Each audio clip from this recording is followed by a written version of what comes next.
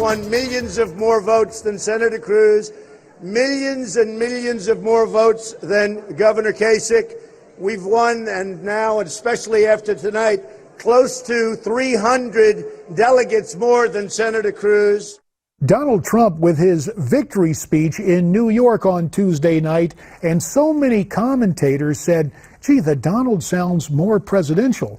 Of course, you heard him refer to Senator Cruz as Senator Cruz and not Lion Ted, but turns out that was short-lived. Take a look at Mr. Trump in Indiana on Wednesday. During one of the debates, they asked Lion Ted about waterboarding. I love running against crooked Hillary. I love that. I mean, so much better. Bernie wouldn't be as much fun. So, who is the real Donald Trump? Well, let's discuss it with our panel. Two great gents joining us from Newsmax, Washington. First of all, the former mayor of Cincinnati and the former Secretary of State for Ohio, Ken Blackwell.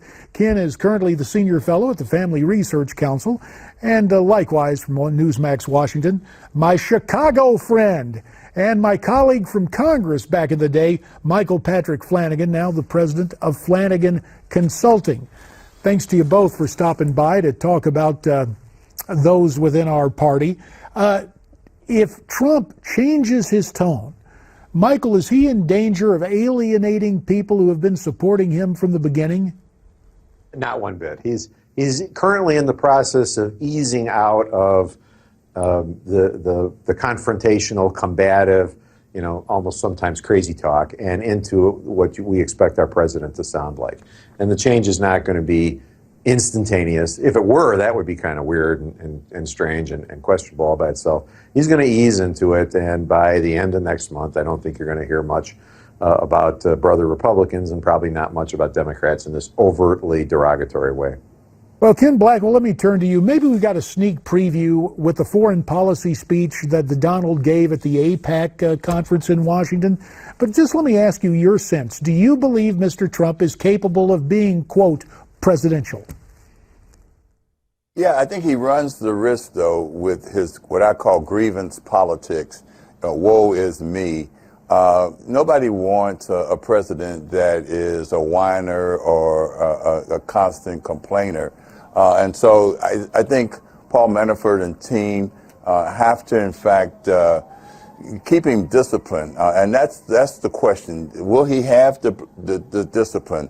I was disappointed this morning in his interview with the Today Show when he, in fact, veered way off of the Republican platform, and he has to really work against objectifying the Republicans as if they are some aliens from outer space, and he has no affiliation. He has to remember that he wants to be the standard bearer for the Republican Party. And in particular, our own Steve Malzberg on his program earlier tonight, just an hour preceding mine, took real issue with the Donald and his answer concerning what's going on in North Carolina in terms of access to restrooms for transgenders.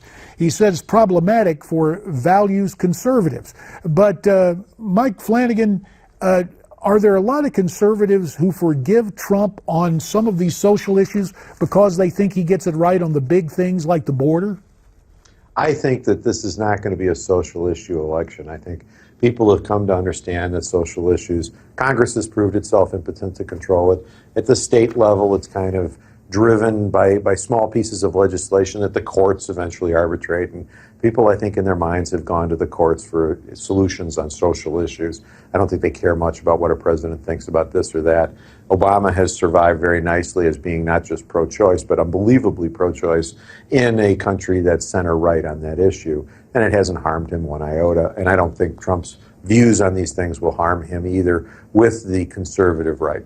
Well, let's turn to the other side of the aisle, and as we do, we make note of the fact that not only the likely Democratic standard bearer Hillary Clinton, but also Donald Trump appear to be shifting focus, getting ready for the general election.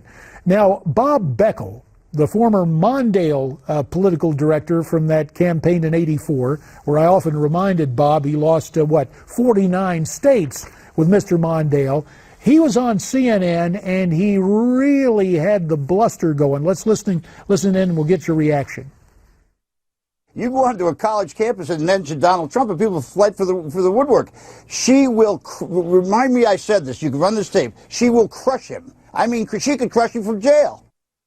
Do you think that really Hillary, there's a chance she could beat Trump in a landslide, even in the slammer? First to you, Mike Flanagan.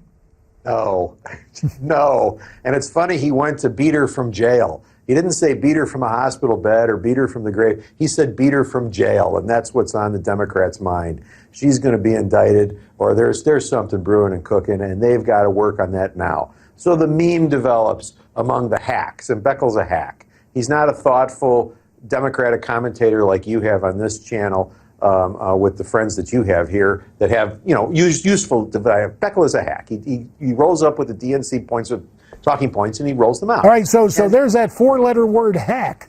I don't know if you agree with that, Ken, but your assessment on what Beckel had to say. 20 seconds. Every time I go to bed at night, I thank God for giving us Hillary Clinton. She's to the left of Barack Obama. This is going to be a referendum on whether or not the American people want a third term of Barack Obama, which puts at threat religious liberty, national security, and the sovereignty of the United States of America.